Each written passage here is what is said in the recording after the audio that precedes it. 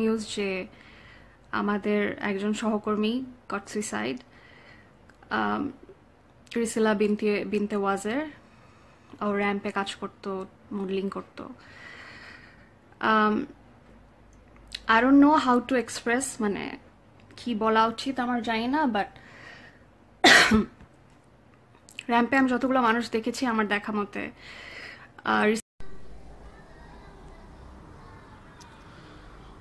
Model রিসিলা বিনতে ওয়াজের আত্মহত্যা করেছেন বলে খবর পাওয়া যায়। আত্মহত্যা চেষ্টার পর পরিবারের সদস্যরা তাকে উদ্ধার করে ঢাকার ইউনাইটেড হাসপাতালে ভর্তি করান, কিন্তু শেষ চেষ্টায়ও তাকে বাঁচানো যায়নি। মডেল রিসিলা বাংলাদেশ ফ্যাশন ইন্ডাস্ট্রির একজন মডেল ও অভিনেত্রী ছিলেন। মাত্র 22 ঘন্টা আগেও তাকে পাওয়া গিয়েছিল তার ফেসবুক অ্যাকাউন্টে। তিনি তার প্রোফাইল পিকচার বদল করেছিলেন 22 ঘন্টা আগে। অসম্ভব বিনয়ী, হাম্বল, মানে অসম্ভব ভদ্র একটা মেয়ে ছিল, অ্যান্ড খুবই ফ্রেন্ডলি একটা মেয়ে ছিল। লাইক এখন আমাদের বলতে হচ্ছে ছিল। আমাদের আসলে এটা কারোর জন্যই আমি চাই না যে কাউকে কারো ব্যাপারে ছিল বলতে হোক, কারণ হচ্ছে যে লাইফ ইজ বিউটিফুল। কেন কেন আমরা নিজের হাতে নিজের লাইফটা শেষ করবো? এন্ড অফ দ্য ডে আমাদের সবারই একটা সময় মরতে হবে, একটা সময় আমাদের ultimate destiny is death. So কেন আমাদের নিজের হাতে নিজের লাইফটা শেষ করতে হবে? কেন আমরা এত সুন্দর একটা লাইফ কে নষ্ট করে দিচ্ছি ফ্রাস্ট্রেশনে, এরকম একটা বাজে ডিসিশন নিয়ে? আমি আজকে আমার পার্সোনাল কিছু কথা শেয়ার করতে চাই। একটা সময় আমারও মনে হতো যে আই শুড কমিট সুইসাইড। হ্যাঁ, ইটস ট্রু। আমি বলবো যে এটা খুব বাজে একটা চিন্তা, এটা মনে হওয়া, কারণ হচ্ছে লাইফ একটাই বাবা। আমাদের বাবা মা আমাদেরকে অনেক কষ্ট করে আজকে এই পজিশনটাতে নিয়ে আসছেন। আমাদের মা 10 মাস 10 দিন আমাদেরকে পেটে রেখে আজকে এত বড় করছেন, কষ্ট করে আমাদেরকে জন্ম দিচ্ছেন। আমাদের এরকম একটা সুইসাইড, হয়তো কোনো একটা মানুষের জন্যই হয়তো কেউ সুইসাইড করে, বা কোনো একটা মানুষ থেকে কষ্ট পেয়ে হয়তো কেউ এই সুইসাইডের পথটা বেছে নেয়। বাট কেন আমাদের কি একবারও মনে হয় না যে আমার মাটার কি হবে?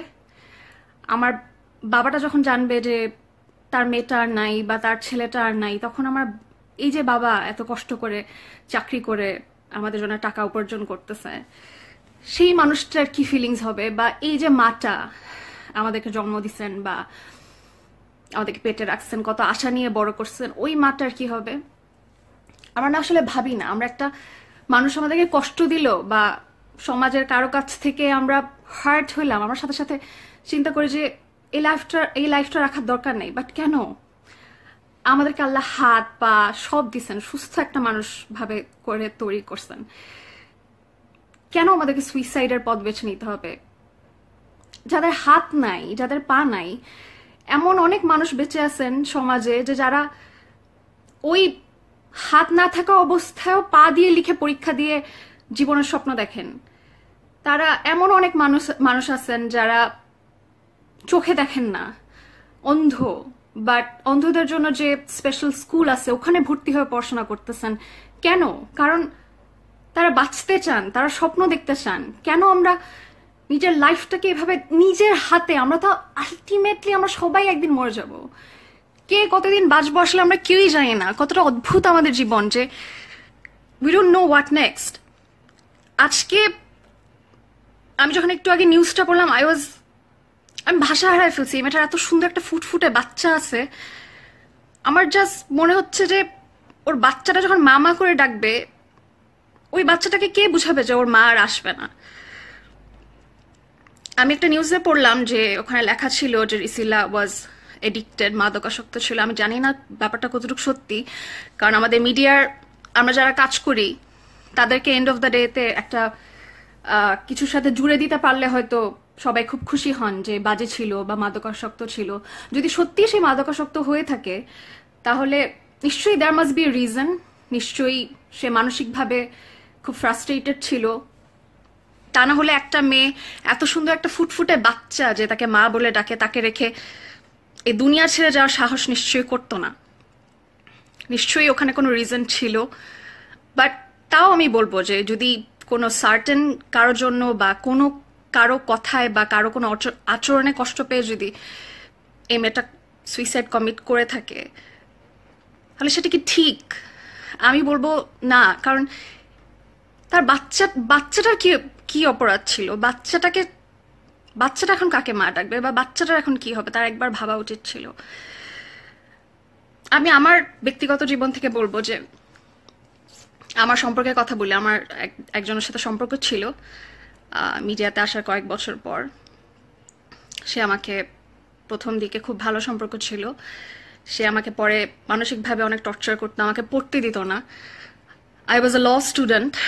আমার বাবা মার অনেক স্বপ্ন ছিল যে আমি ব্যারিস্টার হব, কিন্তু সে ইন্টেনশনালি আমাকে আমার পরীক্ষার আগে বা পড়াশোনার আগে আমাকে মেন্টালি টর্চার করতো, পড়তে দিত না। এবং সবসময় একটা কথাই বলতো, আমার লন্ডন চলে যাওয়ার কথা ছিল, বাট সে আমাকে যেতে দেয়নি বা আমি তার কারণে যাইনি। সে আমাকে সবসময় বলতো, এত পড়ালেখা করে কি হবে, তুমি কি আর 2টা দিন বেশি বাঁচবা? আলটিমেটলি তো আমাদের সবার মরে যেতে হবে, ব্লা ব্লা ব্লা স্টাফ। সে আমার ফেসবুক হ্যাক করে রাখে দিনের পর দিন। 2 বছর 3 বছর আমার ফেসবুক হ্যাক ছিল। আমার লাইফটা আসলে একটা বক্সের মধ্যে বন্দি হয়ে গিয়েছিল।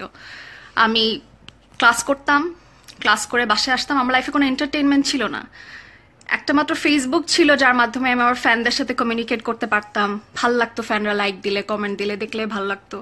আমি কাজও খুব কম, সবাই জানে যে আমি কাজ খুব কম করতাম, পড়াশোনার প্রেশার ছিল, প্লাস আমি যে ফ্যামিলি বিলং করি অনেক কিছুই সাপোর্ট করতো না। অনেক কাজে আমি ছেড়ে দিয়েছি সবকিছু চিন্তা করে।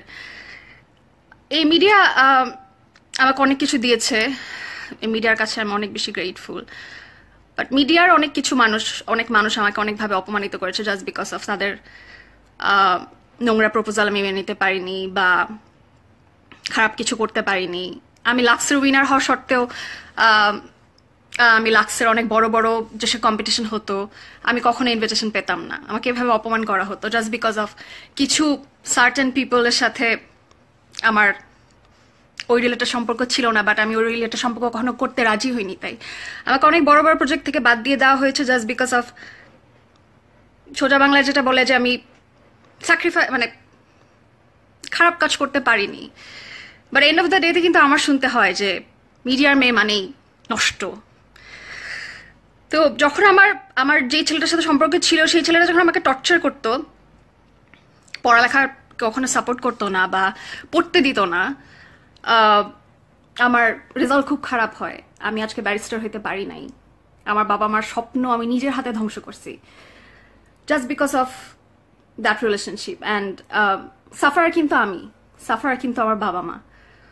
অ্যান্ড স্টিল তারা আমাকে অ্যালাউ করেছেন নতুনভাবে সবকিছু করার জন্য, পড়াশোনা করার জন্য। আমি পড়াশোনা করছি, কিন্তু ওই সময়টা যখন আমাকে এভাবে টর্চার করা হতো, আমার মনে হতো যে আই শুড কমিট সুইসাইড। ওই সময় আমার মনে হতো যে আমার দুনিয়াটা, মানে আমাকে এত মেন্টালি টর্চার করা হতো। আমার ফেসবুকটা নিয়ে নেওয়া হয়েছে, কারণ আমি প্রায় তাকে ভয় দেখাতাম যে because I was not happy with him. Like আমি তাকে বলতাম যে আমি তোমাকে ছেড়ে চলে যাব। আমি ফেসবুকে সবাইকে জানাই দিব যে লাইক তোমার সাথে আমি থাকতে চাই না, বা ফেসবুকে সবার জানা উচিত যে we are not in relationship. তখনই সে আমার ফেসবুকটা হ্যাক করে। মানে আমি তাকে দিয়েছিলাম আমার আইডি, পাসওয়ার্ড অ্যান্ড সবকিছু, সিকিউরিটি কোয়েশ্চেন, সে সবকিছু হ্যাক করে নেয়। 2-3 বছর সে আমাকে লিটারেলি একটা বন্দি একটা জীবনের মধ্যে ফেলে দেয়। তখন আমার মনে হতো যে মানে এত টর্চার ফিল করতাম, আমি পড়াশোনা করতে পারতাম না, কোনো কিছুতে মন বসাতে পারতাম না, ফেসবুক ছিল না, একটা দমবন্ধ একটা লাইফ ছিল আমার। তো আমি কিন্তু সুইসাইড করিনি। আমার মনে হতো যে মাঝে মাঝে মনে হতো আমাদের সবার লাইফে, আপনারা হয়তো মনে করেন যে অনেক চাকচিক্যময় আমাদের জীবন, সবসময় আমরা খুশি থাকি, ভালো থাকি, সবসময় আমরা আভিজাত্য, আমরা এই কাপড় কিনতেছি, ওই জুতা কিনতেছি, এগুলোর মধ্যে থাকি। বাট ইটস নট ট্রু, আমরাও মানুষ। তো ওই সময়টা আমারও মনে হতো যে আই শুড কমিট সুইসাইড। আমার এই লাইফটা রেখে কি লাভ, এত এত অত্যাচার, এত পড়াশোনা করতে পারতেছি না, ফেসবুক নাই, কারোর সাথে কমিউনিকেট করতে পারতাম না। আমার বেস্ট ফ্রেন্ডের সাথে আমার রিলেশন খারাপ করে দিছিল, বলতো যে ওই মেয়েটার সাথে মিশবা না, এই না ওই না, ব্লা ব্লা ব্লা স্টাফ। অ্যান্ড আমার তখন ওর কথা শুনতে হতো, because you know love is blind. And আপনি যখন কাউকে পছন্দ করবেন মন থেকে, আপনি দুর্বল থাকবেন তার প্রতি, আপনার তখন মনে হবে যে আচ্ছা ঠিক আছে, তার কথাই শুনি। তার একটা সময় ওই বলা যায় জেল থেকে আমি পালায় আসছি, অ্যান্ড এখন কিন্তু আমি ভালো আছি। আমি কিন্তু সুইসাইড করি নাই, আমার লাইফ কিন্তু থেমে থাকে নাই। অ্যান্ড সবচেয়ে মজার ব্যাপার হচ্ছে যে আমি একবার একটা অ্যাডভার্টাইজমেন্ট করছিলাম মিনা বাজারের। তো ওখানে আমাকে স্ক্রিপ্টটা এরকম ছিল যে হাজব্যান্ডের সাথে ঘুম থেকে উঠবে ওয়াইফ নাইটি পরে, অ্যান্ড ঘুম থেকে উঠাবে বউটা। আপনারা হয়তো দেখেছেন একটা, যে উঠো উঠো বাজার করতে যেতে হবে। অ্যান্ড আমার সেই ছেলে বন্ধু আমাকে মানসিকভাবে এত টর্চার করেছিল যে তার বাবা মা হুজুর, এটা রোজার সময় টিভিতে অন এয়ার হবে, তার বাপ মা কি নোংরা ভাববে আমাকে। এখানে কোনো নোংরামি ছিল না, একটা অ্যাডভার্টাইজমেন্ট ছিল। আমি ঘুম থেকে উঠবো, আমার হাজব্যান্ডকে ঘুম থেকে উঠাবো, বলবো বাজার করতে যেতে, তখন সে বলবে মিনা বাজার আছে সামথিং। এটা নিয়ে সে আমাকে এত মেন্টালি টর্চার করেছিল। আমার মনে আছে ওই রাতে আই ডিসাইডেড যে আমি এত গিলটি ফিল করেছিলাম যে আসলে মনে হয় আমি অনেক বড় ভুল করে ফেলেছি, আই শুড কমিট সুইসাইড। সারা রাত আমি জিনিসটা নিয়ে ভেবেছিলাম। আমি সারা রাত নিজেকে প্রশ্ন করেছিলাম যে আমার কি সুইসাইড করা উচিত। বাট পরক্ষণে আমার মনে হয়েছে যে না, কেন, কিসের জন্য, আমি কি করছি, কি ভুল করছি। আমার আজকে যদি আমি এই কাজটা করি, আমার মার কি হবে, আমার বাবার কি হবে, তারা কতটুকু কষ্ট পাবে, আমার বোন, আমার যেসব রিলেটিভ আছে, যারা আমার মা আমার বাবা, যারা অনেক স্বপ্ন নিয়ে আজকে আমাকে এত বড় করছে, তাদের কি হবে। হয়তো আজকে এই ফেসবুকে লাইভটা করার পিছনে রিজনটা হচ্ছে এখানে অনেক মানুষ আছেন আপনারা, যে কোন একটা মেয়ে হয়তো একটা ছেলের কাছ থেকে কষ্ট পাইছেন, বা কোন একটা ছেলে হয়তো একটা মেয়ের কাছ থেকে কষ্ট পাইছেন। তো একটা মেয়েই তো, বা একটা ছেলেই তো, আপনি ধরলাম আপনি তাকে খুবই ভালোবাসেন, কিন্তু এমন কি হতে পারে না যে আপনি যদি আজকে সব বাদ দিয়ে মুভ অন করেন, পড়ালেখা করেন, কষ্ট করেন, হয়তো এর চেয়ে অনেক ভালো একটা মেয়ে বা ভালো একটা ছেলে আপনার জন্য ওয়েট করছে। আমার তো মনে হয় আত্মহত্যা করাটা একটা লুজারের মতো কাজ। মানে আপনি বুঝাই দিলেন যে আপনি গিভ আপ করে ফেললেন, আপনি আর পারলেন না, আপনার আর ঘুরে দাঁড়ানোর শক্তি নাই, যে আমি আর পারলাম না। সো আপনি যেই মানুষটার জন্য আপনি আত্মহত্যা করলেন, সেই মানুষটার কি হইলো, সেই মানুষটার কি কিছু যায় আসলো? হয়তো আপনি একটা মেয়ে, আপনি একটা ছেলের জন্য আত্মহত্যা করলেন, একটা ছেলে আপনাকে চিট করেছে, তার কি হবে? তার কিন্তু কিছুই হবে না। সে কিন্তু আরেকটা আরেকটা মেয়ের সাথে হয়তো 2 দিন হয়তো আপনার জন্য চোখের পানি ফেলবে যে আল্লাহ মেয়েটা আমার জন্য মরে গেল, 3 দিনের দিন আরেকটা মেয়ের সাথে ঘোরা শুরু করবে। আর আপনি যদি একটা ছেলে হয়ে একটা মেয়ের জন্য সুইসাইড কমেন্ট করেন, মেয়েটাও কয়েকদিন পরে 2 দিন মেয়েটার মন খারাপ থাকবে, তারপর একটা ছেলের সাথে সে মুভ অন করবে, চলে যাবে। কিন্তু ক্ষতিটা হলো কার? আপনি এত সুন্দর একটা পৃথিবী থেকে আপনি চলে গেলেন, এত পৃথিবীর এত সুন্দর সৃষ্টি, আল্লাহ এত সুন্দর করে এই দুনিয়াটা বানাইছেন। ভবিষ্যতে আরো অনেক কিছু আমরা দেখতে পারবো ইনশাল্লাহ যদি বেঁচে থাকি। এত সুন্দর পৃথিবী, এত সুন্দর মানুষ, আপনার বাবা মা, মানে বাবা মাকে কি একবারও মনে পড়ে না আপনাদের? মনে যারা সুইসাইড করছে তাদেরকে একবারও মনে হয় না যে আমার মাটার কত কষ্ট হবে, আমার মাকে কে বুঝাবে, বা আমার বাবাটার কত কষ্ট হবে, যে লোকটা সারা জীবন আমাদেরকে আগলায় রাখছেন, মাথায় ঘাম পায়ে ফেলে আমাদের জন্য টাকা রোজগার করছেন, স্বপ্ন দেখছেন যে আমার মেয়েটা ছেলেটা অনেক বড় হয়ে বলবে যে এই যে রহিমের বাবা, দেখছো রহিম আজকে এত বড় হয়েছে, এই যে করিমের বাবা বা সামথিং। মানে আপনারা কি চান না আপনাদের বাবা মাকে প্রাউড ফিল করাইতে? আমার প্রায় মনে হইতো যে